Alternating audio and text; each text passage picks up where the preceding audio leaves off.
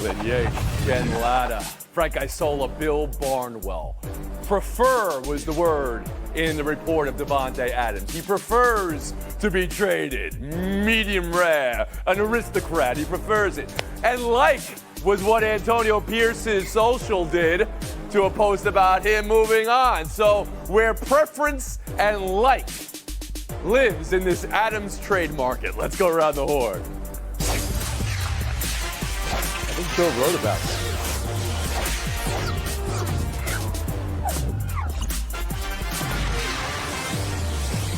Whether a trade happens or not, the whole Antonio Pierce calling out players for business decisions 2 weeks ago, Adams with an injury popping up midweek and not active last week, the Instagram post about Adams' last game as a Raider momentarily liked by an account linked to Pierce. That's so Raiders. Jets, Cowboys, Steelers reportedly checking in on Adams' trade status today. Saints reportedly a destination. Everyone bracing for Kansas City, as likely or not as that may be. Bill Barnwell, you wrote this up for the ESPN Universe today. Around the horn to you. Who should and who will land Davante Adams? The team, Tony, that should trade for Davante Adams is the Washington Commanders, the team that is unexpectedly 3-1, the team that has a quarterback who looks like a superstar in Jaden Daniels, who's on a rookie salary for the next 4 seasons. A team whose second wide receiver right now might be Olamide Zaccheaus. I mean, there's a need for a second wide receiver next to Terry McLaurin. And more than anything, Tony, this is a fan base that is waiting to explode, an ownership group that wants to erase the past of the Daniel Snyder era. Would this not be a statement of intent to go out and get a franchise wide receiver for your young quarterback when you have a lead in the NFC East after 4 games? To me, they should get him, but the Jets will get him because the Jets are desperate. All right, so you answered the will there at the back end, made it about the Jets. For 1 second, let's go to Clinton Yates here on the should here for Davante Adams. Washington, the Jets? I'm going to go against Bill on the should for Washington for a simple reason. You're exactly right. They are unexpectedly ahead of schedule, which means slow this thing down and do it the right way, something that fan base that you refer to, which I used to be a part of, has never seen them do. Rushing to it with a guy on the other side of 30, in my opinion, when you've got a young leader, not the way to do that. The team that should, however, is right up I-95 in Baltimore. The Ravens have never had a Pro Bowl receiver with Lamar Jackson. That's exactly the kind of addition that they could use to that offense that would, make them a lot more, at least in my opinion, just in terms of weapons, they'd be better. This is the kind of player that you need on this team. And so for me, Lamar Jackson, right now, you go to a good team with a player that doesn't have, a team that doesn't have any issues in terms of leadership, that's the Baltimore Ravens. I'm hearing Washington, I'm hearing Baltimore. Jen Latta, welcome back around the horn. Who should make the move for Davante Adams? Well, I will see Clinton Yates, AFC contender to the Chiefs, and raise him the Bills. They are the team, as a Super Bowl hopeful, that has the most glaring need at the wide receiver position, basically since they traded away Stephon Diggs, which I think would be a pretty comparable trade package, by the way. He went for a second-round pick. Not as much the Tyreek Hill package that the Chiefs got, which seemed outrageous at the time. This is a team that needs a wide receiver, and if you were watching the game on Sunday night against those Ravens, there were times when some of those young pass catchers looked overwhelmed by the bright lights and the big stage. I think there would be a tough financial situation for the Bills to make it happen, but this would be the piece that would put them over the Chiefs in the AFC. And for that reason, they have to make it happen. Of course they won't. The Jets will get him. All right, okay, everybody, throw it in the Jets at the back end because of the Aaron Rodgers and because of the win-now nature of New York. I understand that. Now we do go to New York, Frank Isola. Should the Jets make this move for Davante Adams? Will the Jets make this move? Well, I think they will because of Aaron Rodgers. But one thing about Bill Barnwell, who's a brilliant guy, can he be more off about putting this guy in Washington? What is Daniels going to complete more passes? The guy's been unstoppable since the start. You're going to take a diva position, and this guy has been right at the top of divas, never happy, and I'm going to put him in a place where they're finally having some success. If I'm Davante Adams, I want to go to Kansas City because I have the best quarterback in the sport. The problem is, and Bill, you wrote this, isn't he making $36 million next year? My man is not Jerry Rice. In fact, the Raiders are 14-20 since he got there. I'm not saying he's not talented, but but come on, man. It depends. If I'm not giving up a second-round pick for him, I'm not doing Bill it. Barnwell, I'll Sorry. get you back in here. You were shaking your head no, both on Frank calling him a diva and also the production. Please, go ahead. You have to believe. Yeah, this Washington team does not have that caliber of player right now. Terry McLaurin's a great receiver, but maybe you need that player to Quarterback take is. you over the top. Maybe Jaden Daniels is not going to be the best quarterback in the history of football the way he's been through the first 4 weeks of the season. I think you have to have more options for that quarterback, especially if Terry McLaurin does get hurt or something down the And line. real quick, Bill, you wrote up the Kansas City is tantalizing. It's out there. The idea the Raiders would make a trade in division or that Kansas City would make such a bold move this midseason. Yeah, I don't buy it. Just the salary to Frank Benchen, it's not going to be a thing the Chiefs want to do. They have a lot of players to pay. They have guys who they expect to be starters next year. This is not a one-year rental situation for them, not a one-year rental for Davante Adams. So I think there's other players it makes more sense for them to And go Jen out. Ladd, a last word on this.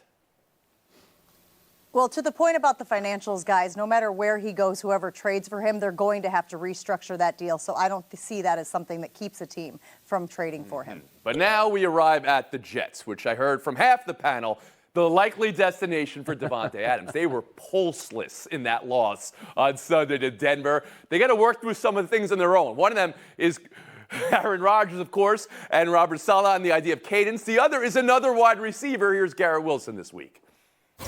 I think we know our identity is just about going out and executing it or figuring out whether or not it's going to work. You know, my route tree hasn't been what it's been on the last 2 years as far as the stuff I've been running. Frank, so how do you hear that? Wilson talking about identity, talking about routes and trees and everything. Is that disgruntlement or is that a reality? I think it's part of the Jet culture. The minute things start to go a little bad, everyone is kind of jumping ship. If you look at Garrett Wilson's number, they're basically where they were last year. And you are talking about Aaron Rodgers. Why are you going to publicly pick a fight with Aaron Rodgers? It doesn't make any sense. Their offense was obviously a mess against Denver. Week 4 is not the time to do it, especially on a short week where you're flying to London to play a game. Garrett Wilson, you want to say that behind closed doors to Aaron Rodgers, that's one thing. To go out in the public when Robert Saleh is facing all this criticism as it is, not a good So look. you hear disgruntlement there. That you do. Jen Latta, how about you? Yeah, I did not hear frustration from Garrett Wilson in that situation, guys. I actually heard him saying, we know who we are. We don't have to mix it up. And that, to be honest with you, is a great message to hear from a young pass catcher as they are trying to reinvent the culture there. Garrett Wilson has been targeted 34 times by Aaron Rodgers. That puts him 9th tied in the league for targets. Only the Giants have egregiously and aggressively targeted their one guy, Malik Neighbors, 52 times. 34 is about right for a number 1 wide receiver 4 weeks through the season. I don't think he's not being targeted. I think he understands it's a process and they are going to get Maybe there. it's not targets. It's also production, though. It's about similar to where it was with Zach Wilson last year. Clinton Yates, I'll bring you in here on how you see. Execution, as he said. See why? I understand Wilson's concern, but when Aaron Rodgers first came to this team, my issue was going to be that everything that happened off the field was going to be happening in public, and everything that happened on the field was still going to be in question. So I am not surprised at all to find that somebody is airing out dirty laundry because, hello, the leader of their team does that all the time. That being said, their offense looks like a grandpa running a backyard offense in terms of their ability to move around, and that is as a result of Aaron Rodgers' lack of mobility and just who he is. I'm saying this is all plain to see and was obvious when you signed up to bring this guy along. So yes, it makes sense what his concern is, but this is the bed you made, New York Jets. What you doing? Bill Barnwell, is that an accurate representation of the way the Jets have looked for 4 weeks and 2-2 record to you? It is. Grandpa is the appropriate family member to bring up in this scenario. This is a very static offense. It is a Thanksgiving, turkey trot backyard offense. There's no motion. There's no play action. They run that at the 4th lowest rate, or in the bottom 4 for both those numbers, because Aaron Rodgers wants to pick you apart at the line of scrimmage. He wants to read your coverages, doesn't want to turn his back. And that's not what modern offenses do. Modern offenses ask questions of defense by using that stuff. They move players around on defense to create opportunities for the passing game. Aaron Rodgers can do that and still thrive, but he's still getting used to playing with Garrett Wilson. So is that I on don't think it's an coaching accident or is that his- on Rodgers and Wilson themselves having a connection, Bill? It's both. It's Rodgers' preferences defining who the coach is going to be, and the coach is Rodgers' friend. This is an offense built to Rodgers' preferences, and it's not surprising. This is exactly the concerns you would have expected going back to the start of So last then to season. tie it back up, the whole conversation then started with Davante Adams. Does Adams solve some of that for the Jets? Bill Barnwell, around the horn to you. It does, because it's a wide receiver he trusts and he's familiar with. I don't think that's the biggest problem for the Jets. I think they could maybe add people in other places. But I do think if the goal is just to win a Super Bowl this year, no questions asked, we're not worried about the future, adding Davante Adams. Frank Isola, answer that question. Yeah. I think he would fit in there because Aaron Rodgers wants him. Remember that game against Denver, they couldn't run the ball and they had all the false start penalties, which is a problem. Clint, one thing, you're talking about Garrett Wilson, kind of speaking out of turn and compare it to Aaron Rodgers. Aaron Rodgers kind of earned that right. He's been around forever. Garrett Wilson, no offense, take college away from it, hasn't done anything yet. But the question that posed, and Bart Scott got to the leader. Teams look for identity many moments in a season, right? Scott brought up Baltimore 2 weeks ago was 0-2. They wanted to Mark Andrews as he's getting touches right now, Zay Flowers is getting touches as they committed to Derrick Henry. You can understand a team is still trying to sort out identity through 4 weeks, right? It's not calling out the fabric of the game, Frank. We'll take a break here. Baltimore's had an identity for 20 years. And they just pivoted and changed theirs with Derrick Henry. The Jets is to complain after week 4. Oh, what do we know about complaining in New York, huh, Frank Isola? Let's get out of here. Buy or sell now. Around the Horn is presented by the refreshing taste of Twisted Tea Hard Iced Tea. Please drink responsibly. Part of Happy Hour. Happy Hour is presented by Twisted Tea Hard Iced Tea. Please drink responsibly. The future is threatened by enemies often unpredictable. When there are battles to win for America's future, there is one constant: Marines. Welcome to AutoZone. What are you working on today? Hi, my check engine light's on. Let's see what our free Fix Finder service says. And if you need help, we can refer you to a shop. That's an easy fix. Shopping for health insurance is my favorite thing to do. Just kidding, it's not. That's why I tell everyone about Health Markets and how simple they make it. They search through plans and help find the right fit for your needs and budget. You can do it online, on the phone, or in person with a licensed insurance agent. And it's not pushy. My agent took her time to help me find the right plan at the price I wanted. I wish everything was this easy. Not kidding. Check out healthmarkets.com today.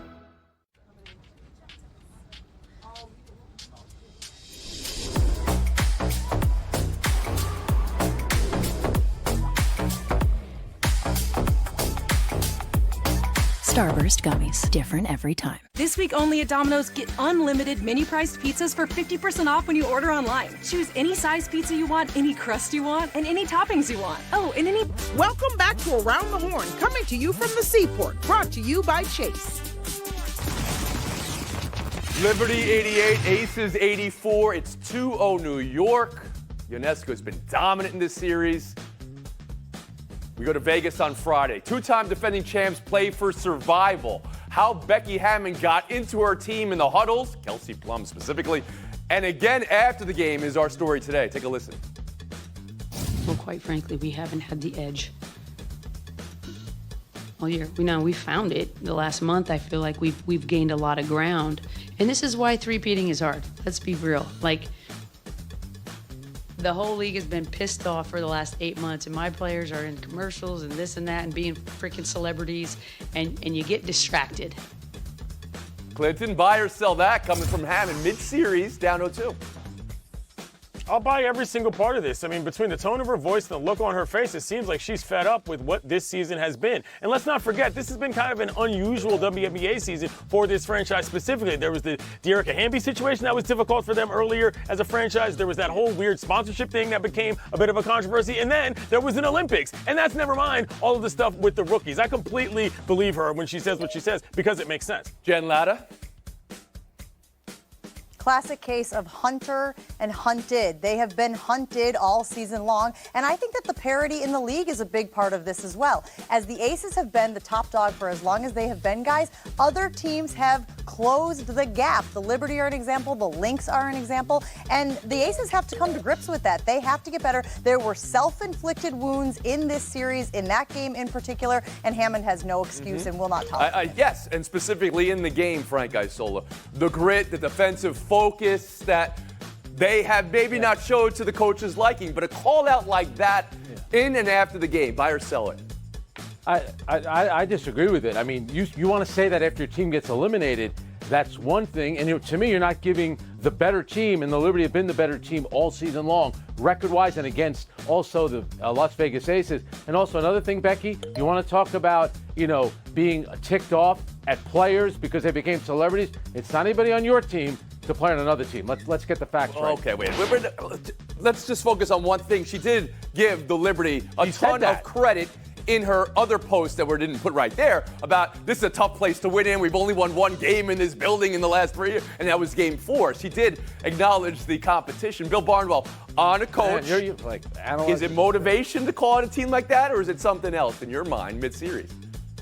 It is desperation because I don't think she has answers for Sabrina Ionescu, who's been the best player in this series. The Liberty are a better team than the Aces. The only way the Aces were going to win this series was if A'ja Wilson was the best player. And because they don't have answers for Ionescu, who's diversified her offensive game, last year she was kind of, she was comfortable setting back, shooting threes. She's been so good in the regular season at threes, averaged fewer than 10 points a game in the finals last year. She's up about 25 in the playoffs so far this year. They have to find ways to make her one-dimensional. Let her shoot threes. That's the only way you're going to survive, is making Sabrina Ionescu one-dimensional and finding a way for A'ja Wilson to take over. This is a very proud team, though. Frank, I go back to you. There's an expression, never underestimating the heart of a champion. This is a 2-time defending champion. You got to expect a different team when they get back to Vegas on Friday. I think you will. I think there'll be a last stand. I think for the Liberty, this is a great time for them to prove just how good and how tough they are. The hardest game they've had to win all season is going to be Game 3. No question about it. We'll move on. Buy or sell, too. The pluck of the New York Mets. That's our next story. To go doubleheader, legendary win, fly half country, go down in that game with Milwaukee immediately, come back, go down again, come back again. Iglesias exploding on first base here. This was amazing. And win Game 1. This game also had Winker, Adames, Heat back and forth. And the Brewers, now, it happens quick. Facing elimination tonight, Jen, you're in Milwaukee. Was yesterday more about the Mets or Brewers? And then turning tonight, what will decide this game? Yeah, the Mets are an upstart team with edge. They are plucky, and they are the underdog from the way that the season shook out standpoint. The Brewers made mistakes in that game. That's what it came down to. Not covering first base, instinctively giving up a lot of runs late, and then kind of being shocked when the other team punched back and not being able to return and counter. That's why the Brewers lost that game. It's a young team, and maybe they'll learn from it and continue on, but I'm doubting that they'll be able to do that just based on what I saw yesterday. I hope I am wrong. As for the upcoming game tonight, Sean Manaea faced the Brewers on Friday, guys. He was chased after 3 2/3 innings, gave up 7 hits and 5 earned runs. I think that could happen again. Frank Isola. Man, I'm not used to all this winning by New York teams. 2 things stick out for me. Freddie Peralta throwing 68 pitches. The Brewers are treating it like game 163. It's the playoffs. Keep the guy in the game. And the Jesse Winker triple that you talk about, that profanity-laced triple, to me, that was kind of the identity of the Mets. Kind of sums up the identity of the Mets, especially over the last 3 games. Remember, they were dead about 5 games ago. And then you have Iglesias going into first the way he did. Another heart and soul component of this team. Bill Barnwell, to you. Yeah, taking out Peralta was the decision that may change the series. After 4 innings, 68 pitches, he'd gotten 8 straight batters out. They pull him. And hey, I understand the, you don't want to go through the lineup 3 times thing. I understand the math there. But this team took out a pitcher who was pitching really well, still had plenty of arm to go. I understand like their bullpen, but their bullpen cost them game 1. Clint Yates. Tony, I'm with you. This started against Atlanta in the top of the 9th when Frankie Lindor went out and jogged around the bases cool as a cucumber, as if that was completely expected, and they ended up making the playoffs on that. Carlos Mendoza has done an incredible job as a skipper, keeping this team and keeping their head in the game to try to stay motivated. I knew whoever they were going to face starting off, they were going to be hot against in the Brewers. So you believe in momentum. Our most senior baseball writer on the show believes the momentum is... In this case, I do, absolutely. First-year skipper getting it done. Again, Milwaukee hasn't played from behind all year long, it feels like, right? This is a team, but they made experience in the playoffs. This team is a new team this year, the roster they have, but they're up against the wall now. Clint Yates and Frank Isola. OMG. All this winning in New York takes a back seat right now. Latta, Barnwell, showdown next. Around the Horn is presented by the refreshing taste of Twisted Tea Hard Iced Tea. Please drink responsibly. Part of Happy Hour. How the Padres shut down and shut out Atlanta in Game 1. Ooh, Tatis obliterated that ball, man. So now we have another season on the line situation. Jen, before you told us you like Milwaukee tonight, but what are the chances Atlanta could overcome that doubleheader cross-country flight, losing their ace that they did and losing Game 1 to the Padres, a team with a lot of swagger right now? I think there is a major hangover when you lose your ace, who you think is going to be able to carry you through a postseason run. But I like Max Fried on the mound tonight with the 11 postseason starts. That experience is going to carry them tonight. Okay, Bill Barnwell. Braves looked exhausted out there. Had to start A.J. Smith-Shawver, a 21-year-old who had 4 innings pitched before this game. One is the opener. I don't think their bats are up to it. I love that Jen wants to extend these series. We'll give her a point. We'll move on. Showdown 2. Let's roll tape on this. If anyone wants to blame anyone for Jordan Montgomery being a Diamondback, you're talking to the guy that should be blamed. Because I brought it to their attention. I pushed for it, and looking back, in hindsight, a horrible decision to have invested that money in a guy that performed as poorly as he did. Comments from D-backs owner Ken Kendrick getting some ears and eyes on that about the offseason acquisition of Jordan Montgomery. Bill, if you're a fan of the D-backs, you like hearing that from your owner? I do, because he's taking some responsibility for a thing that typically an owner would just assign to a coach or general manager to take the fault for. At least he's not going to make the same mistake again. Jan Latta? Yeah, meddling owners rarely admit to meddling. He saw a shiny thing when he watched the Rangers, and he said, I want that, and then realized it was buyer's remorse. Kudos to him for saying so out loud. Kudos. All right. Maybe he doesn't want to get another free agent in the future. Or maybe this is about having Montgomery not opt in to the next of his deal. That's actually another level of chess. Jen Latta, take the FaceTime. Conspiracy. Yeah, exactly.